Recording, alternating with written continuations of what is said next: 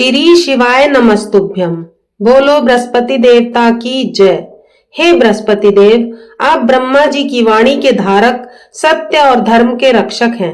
आज बृहस्पतिवार के शुभ अवसर पर हम सभी आपके चरणों में नमन कर इस पवित्र कथा की शुरुआत करते हैं। जो भी श्रद्धालु इस कथा को आदर पूर्वक सुने, उनके जीवन के सभी कष्ट दूर कर उनके जीवन में सुख व सौभाग्य की वृद्धि करना। भारतवर्ष में एक बहुत ही प्रतापी राजा थे जो दान धर्म करने वाले थे। वो नित्य गरीबों और ब्राह्मणों की सहायता करते थे, लेकिन उनकी रानी उनके स्वभाव के एकदम विपरीत थी। उसे किसी की भी मदद करना, दान धर्म करना बिल्कुल पसंद नहीं था। वह खुद तो दान करती ही नहीं थी, राजा को भी दान देने से मना करती थी। एक दिन राजा जब शिकार खेलने जंगल में गए तो बृहस्पति देव साधु के वेश में महल पहुंच गए और रानी से भिक्षा मांगने लगे। तब रानी ने परेशान होकर मना कर दिया और कहा कि मैं तो इस दान पुण्य से तंग आ गई हूँ। राजा अपना सारा धन दान में उड़ा रहे हैं। इससे तो अच्छा है कि सारा धन ही नष्ट हो जाए, सारा झंझट ही खत्म हो जाएगा। ना रहेगा बांस और ना बजेगी बांसुरी। ये सब सुनकर साधु बने बृहस्पति देव ने आश्चर्यचकित होकर कहा कि हे रानी, मैं तुम्हारी बातें सुनकर अचंभित हूँ कि धन और पुत्र तो सभी चाहते हैं, परंतु यदि तुम्हारे पास धन अधिक है तो तुम उसको अन्नदान करो और प्यासों के लिए कुएं खुदवाओ। जो निर्धन है, बेचारे अपनी कन्याओं का विवाह नहीं कर सकते, उनके विवाह करवाओ। आदि ऐसे बहुत से कार्य हैं जो तुम कर सकती हो। लेकिन रानी ने झुंझलाते हुए साधु महाराज से कहा कि आप मुझे उपदेश ना दे तो अच्छा होगा। मैं ऐसा धन नहीं चाहती कि उसे जगह जगह बांटना पड़े। ये सब सुनकर साधु ने कहा कि यदि तुम्हारी ऐसी ही इच्छा है तो तथास्तु। अब तुम ऐसा करना कि पीली मिट्टी से घर को लीपकर अपना सिर धोकर स्नान करना, भट्टी जलाकर कपड़े धोना, और ऐसा करने से तुम्हारा सारा धन नष्ट हो जाएगा। ऐसा कहकर साधु महाराज अंतर ध्यान हो गए। अब रानी ने साधु के कहे अनुसार कार्य करने शुरू कर दिए। उसको ये सब करते हुए केवल 3 बृहस्पतिवार ही हुए थे कि उसका सारा धन संपत्ति नष्ट हो गई। यहाँ तक कि भोजन के लिए भी राजा का परिवार तरसने लग गया। एक दिन राजा ने परेशान होकर रानी से कहा कि मैं यहाँ कोई छोटा कार्य तो कर नहीं सकता, क्योंकि सब मुझे जानते हैं। तो मैं ऐसा करता हूँ कि मैं परदेश चला जाता हूँ, वहां जाकर कोई कार्य कर लूंगा। ऐसा कहकर राजा परदेश चला गया। पीछे से रानी और दासी अकेली रह गईं। एक बार रानी और दासी को 7 दिन तक भोजन नहीं मिला तो रानी ने दासी से कहा कि पास के नगर में मेरी बहन रहती है जो बहुत ही धनवान है, तू जाकर उससे कुछ खाने को ले आ, कुछ दिन आराम से कट जाएंगे। ये सुनकर दासी दूसरे नगर रानी की बहन के पास चल दी। जिस दिन वह वहां पहुंची उस दिन बृहस्पतिवार का दिन था। रानी की बहन उस वक्त बृहस्पतिवार व्रत की कथा सुन रही थी। दासी ने रानी की बहन को रानी का संदेश सुनाया। जब दासी को जवाब नहीं मिला तो उसे बहुत गुस्सा आया और उसने वापस आकर रानी को सारी बात बता दी। सुनकर रानी ने अपने भाग्य को कोसा। उधर रानी की बहन ने सोचा कि बहन की दासी आई थी और मैं उससे कुछ नहीं बोल पाई, बहन को बड़ा दुख हुआ होगा। कथा सुनकर और पूजन समाप्त करके जब वह बहन के घर गई और कहने लगी कि मैं बृहस्पति देव की कथा सुन रही थी, जब तक कथा समाप्त नहीं होती है तब तक ना किसी की सुनते हैं और ना बोलते हैं, इसलिए तू मुझे माफ कर दे, मैं इसीलिए नहीं बोली थी। फिर उसने दासी की तरफ देखकर पूछा कि बताओ दासी, तुम घर क्यों आई थी? तब रानी ने कहा कि बहन, तुमसे क्या छिपाऊं। फिर रोने लगी और रोते हुए उसने बताया कि हमारे घर में खाने तक को अनाज नहीं था, इसलिए मैंने दासी को भेजा था। तब रानी की बहन ने कहा कि देखो बहन, भगवान बृहस्पति देव सबकी मनोकामनाएं पूर्ण करते हैं। तुम्हारे घर में शायद अनाज रखा हो। पहले तो रानी को विश्वास नहीं हुआ, परंतु बहन के कहने पर उसने अपनी दासी को अंदर भेजा तो सचमुच अनाज से भरा हुआ एक घड़ा उसे मिला। उसे देखकर दासी को बड़ी हैरानी हुई और दासी रानी से कहने लगी कि हे रानी, जब हमको भोजन नहीं मिलता तो हम व्रत ही तो करते हैं, क्यों ना इससे व्रत और कथा की विधि पूछ ली जाए, ताकि हम भी व्रत और पूजा अच्छे से कर पाए। तब बृहस्पति देव की कृपा हम पर बरसेगी। तब रानी ने अपनी बहन से व्रत की विधि पूछी, तो बहन ने बताया कि बृहस्पतिवार के व्रत में चने की दाल और मुनक्का से भगवान विष्णु का केले की जड़ में पूजन करें, दीपक जलाएं, व्रत कथा सुने, पीला भोजन करें, पीले वस्त्र धारण करें। इससे बृहस्पति देव बहुत प्रसन्न होते हैं और सबकी मनोकामनाओं को पूर्ण करते हैं। ऐसा कहकर रानी की बहन अपने घर को लौट गई। 7 दिन बाद जब गुरुवार आया तो घुड़साल में जाकर गुड़ और चना लेकर आई और 7 व्रत पूजन किया। अब पीला भोजन कहां से लाए? ऐसा सोचकर दोनों बहुत दुखी हो गई। अब चूंकि दोनों ने व्रत किया था तो बृहस्पति देव उनसे प्रसन्न हो गए, इसलिए वे एक साधारण व्यक्ति का रूप धरकर 2 थालों में पीला भोजन रखकर दासी को दे गए। भोजन पाकर दासी बहुत प्रसन्न हुई। उसने रानी ने और फिर दासी ने भोजन ग्रहण किया। उसके बाद वे हर गुरुवार को बहन द्वारा बताई गई विधि के अनुसार व्रत कथा पूजन करने लगी। बृहस्पति देव की कृपा से उनके पास फिर से धन संपत्ति आ गई, परंतु रानी फिर से पहले की तरह आलस करने लगी। तो दासी ने समझाया और कहा कि जब भगवान बृहस्पति देव की कृपा से धन संपत्ति वापस मिली है तो तुम फिर से आलस करने लगी हो। बहुत मुसीबतों के बाद तो हमें ये धन संपत्ति मिली है, तो हमें दान धर्म करना चाहिए, भूखे मनुष्यों को भोजन कराना चाहिए, को शुभ कार्यों में खर्च करना चाहिए, जिससे तुम्हारे कुल का यश बढ़ेगा, स्वर्ग की प्राप्ति होगी और पितृ भी प्रसन्न होंगे। रानी ने दासी की बात मान ली और अपने धन को शुभ कार्यों में खर्च करने लगी, जिससे नगर में चारों तरफ उसका यश फैलने लगा। उधर परदेश में राजा लकड़ियां काटकर अपना जीवन यापन कर रहा था। एक दिन राजा जंगल में एक पेड़ के नीचे आसन जमाकर बैठा हुआ था और अपनी दशा को सोचकर बहुत व्याकुल हो रहा था। बृहस्पतिवार का दिन था। अचानक उसने देखा कि निर्जन वन में एक साधु प्रकट हुए हैं। वह साधु के वेश में स्वयं बृहस्पति देव भगवान थे, जो लकड़हारे के सामने आकर उससे कहने लगे कि तुम इस निर्जन वन में अकेले चिंतामग्न क्यों बैठे हो? तब राजा ने दोनों हाथ जोड़कर कहा, महात्मा जी, आप सब कुछ जानते हो, मैं आपसे क्या कहूँ, और रोने लगा।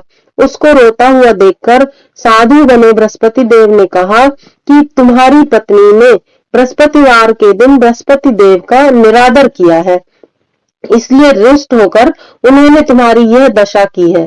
परंतु अब तुम चिंता मत करो और मेरे कहे अनुसार कार्य करो, तुम्हारे सब कष्ट दूर हो जाएंगे। तुम ऐसा करना, बृहस्पतिवार के दिन कथा करना, चने और मुनक्के लाकर उसका प्रसाद बनाना और शुद्ध जल लोटे में भरकर शक्कर मिलाकर अमृत तैयार करना। उसके बाद अपने परिवार व परिवार के लोगों के साथ कथा सुनना, उसमें अमृत व प्रसाद बांटना, फिर स्वयं भी ग्रहण करना। ऐसा करने से भगवान तुम्हारी सभी मनोकामनाएं पूरी करेंगे। साधु के ऐसे वचन सुनकर लकड़हारे रूपी राजा ने कहा कि हे प्रभु, मुझे लकड़ी बेचकर इतना धन नहीं मिलता जिससे मैं भोजन के उपरांत कुछ भी बचा सकूं।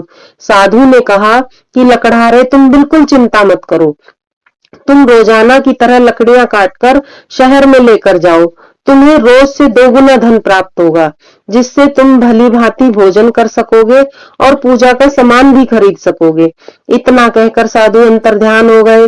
कुछ दिन बाद जब फिर से गुरुवार का दिन आया तो लकड़हारे ने लकड़ियां काटकर शहर में बेची। उस दिन उसे और दिनों की अपेक्षा अधिक धन मिला, तो उसने पूजा का सारा सामान खरीदा, व्रत कथा आरती सब कुछ अच्छे से की। उस दिन से उसके दुख क्लेश दूर होने लगे। परंतु जब अगला गुरुवार आया तो वह व्रत करना भूल गया। इस कारण बृहस्पति देव नाराज हो गए। उस दिन उस नगर के राजा ने एक विशाल यज्ञ का आयोजन किया हुआ था और शहर में यह घोषणा करा रखी थी कि नगर में कोई भी अपने घर में आग नहीं जलाएगा और न ही भोजन बनाएगा, सब मेरे यहाँ भोजन ग्रहण करेंगे। इस आज्ञा को जो नहीं मानेगा उसे फांसी की सजा दी जाएगी। राजा की आज्ञा अनुसार शहर के सभी लोग भोजन करने गए, लेकिन लकड़हारा कुछ देर से पहुंचा, तो राजा ने उसे अपने साथ महल ले गए और भोजन कराने लगे। तभी रानी की दृष्टि उस खूंटी पर पड़ी जिस पर उसका हार लटका हुआ था। उसने देखा कि वहां हार नहीं है। अब रानी ने सोचा कि मेरा हार इस लकड़हारे ने ही चुराया है। रानी ने उसी समय सैनिकों को बुलाकर उसको कारागार में डलवा दिया।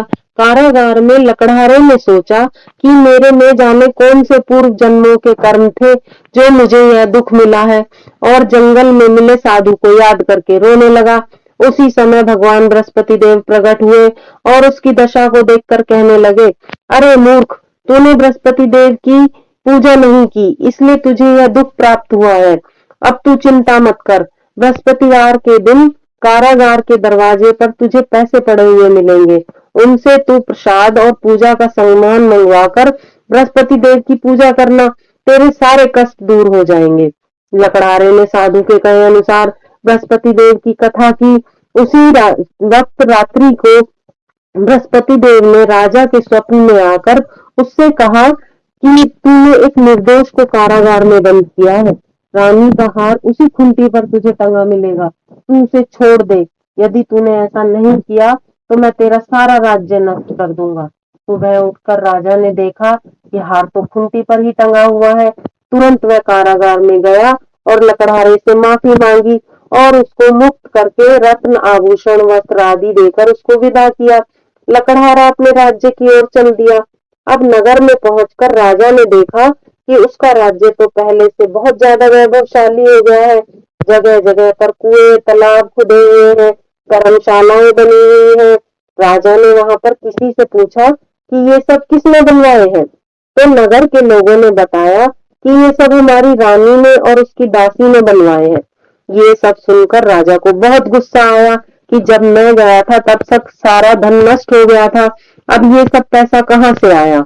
और महल में जाकर रानी से पूछने लगा कि तुम्हारे पास इतना धन कहाँ से आया।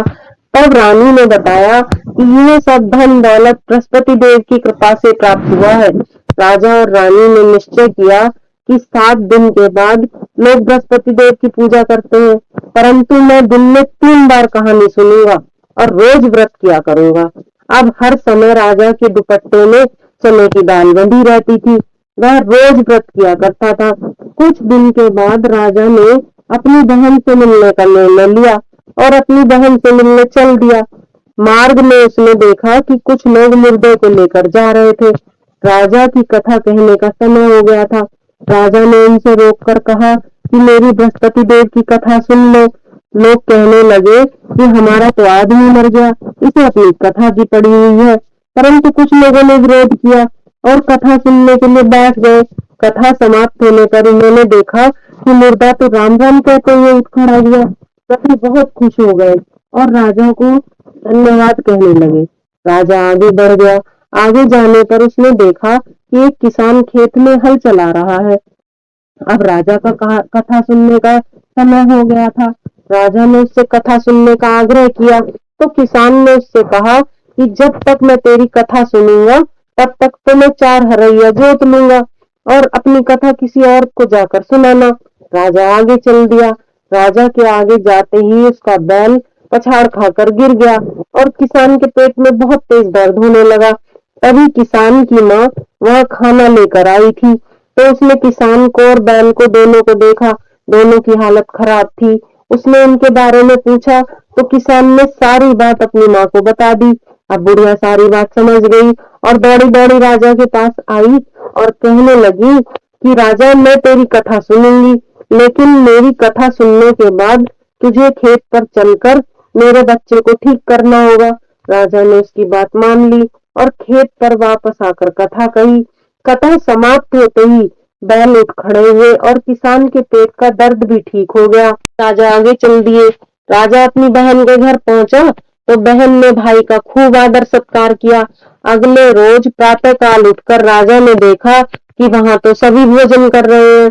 तो राजा ने अपनी बहन से पूछा कि क्या कोई ऐसा है जिसने भोजन ना किया हो और वो मेरी कथा सुन ले। तो बहन ने जवाब दिया कि भैया, यह देश ऐसा ही है, यहाँ के लोग प्रातः काल ही भोजन कर लेते हैं। फिर भी मैं आस पड़ोस में जाकर देख आती हूँ कि यदि कोई भूखा है और तुम्हारी कथा सुनने के लिए तैयार हो गया तो उसे ले आऊंगी।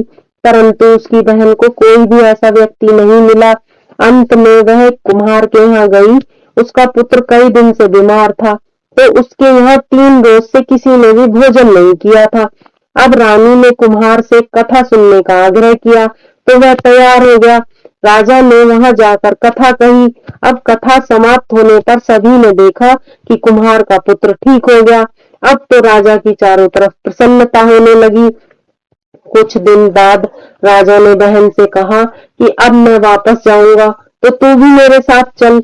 बहन ने अपनी सास से पूछा, तो सास ने कहा कि ठीक है, तू चली जा, पर बेटों को साथ लेकर नहीं जाएगी, क्योंकि तेरे भाई के कोई औलाद नहीं है। अब बहन बहुत दुखी हुई। फिर उसने अपने भाई से कहा कि मैं तो चल लूंगी, पर कोई बालक नहीं जाएगा। तब राजा ने दुखी होते हुए कहा कि जब कोई बालक ही नहीं जाएगा, तो तू ही जाकर क्या करेगी। और बड़े दुखी मन से अपने राज्य में वापस आ गया और आकर रानी से कहने लगा कि हमें कोई औलाद नहीं है, इसलिए हमारा मुख देखने का भी किसी का धर्म नहीं है, और बिना खाए पिए ही दुखी होकर बैठ गया। तब रानी ने कहा कि बृहस्पति देव भगवान ने हमें सब कुछ दिया है, तो क्या वह हमें औलाद नहीं देंगे? अवश्य देंगे। और उसी रात को राजा को स्वप्न में बृहस्पति देव ने दर्शन दिए और कहा कि हे राजा, तुम्हारी सारी चिंताएं खत्म, तेरी रानी गर्भ से है। राजा को यह सुनकर बहुत खुशी हुई। इसी तरह दिन बीतने लगे। 9वें महीने में रानी ने एक सुंदर पुत्र को जन्म दिया। पूरे राज्य में खुशियां ही खुशियां फैल गईं।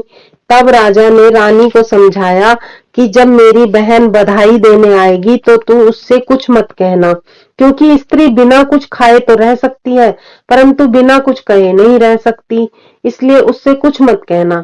जब राजा की बहन ने यह खुशखबरी सुनी, तो उसे बहुत खुशी हुई और वह बधाई देने आ गई। तब रानी ने उससे कहा कि घोड़ा चराकर तो नहीं आई, गधा चराकर आ गई है। तब राजा की बहन ने कहा कि भाभी, अगर मैं ऐसा नहीं कहती तो तुम्हारे औलाद कैसे होती, क्योंकि भगवान बृहस्पति देव ऐसे ही हैं, जिसके मन में जैसी कामनाएं होती हैं वो सभी को पूर्ण करते हैं।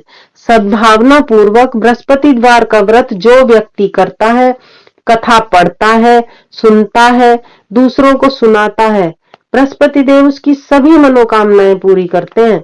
संसार में जो मनुष्य सद्भावना से भगवान बृहस्पति देव का सच्चे हृदय से पूजन करते हैं, तो भगवान सदैव उनकी रक्षा करते हैं। जैसी सच्ची भावना से रानी और राजा ने उनकी कथा का गुणगान किया, तो बृहस्पति देव ने उनकी सभी मनोकामनाएं पूर्ण की। इसलिए कथा पूर्ण होने के बाद प्रसाद अवश्य लेकर जाना चाहिए, हृदय से उसका मनन करना चाहिए, पूर्ण श्रद्धा और भक्ति से जयकारा बोलना चाहिए। बोलो बृहस्पति देव भगवान की जय।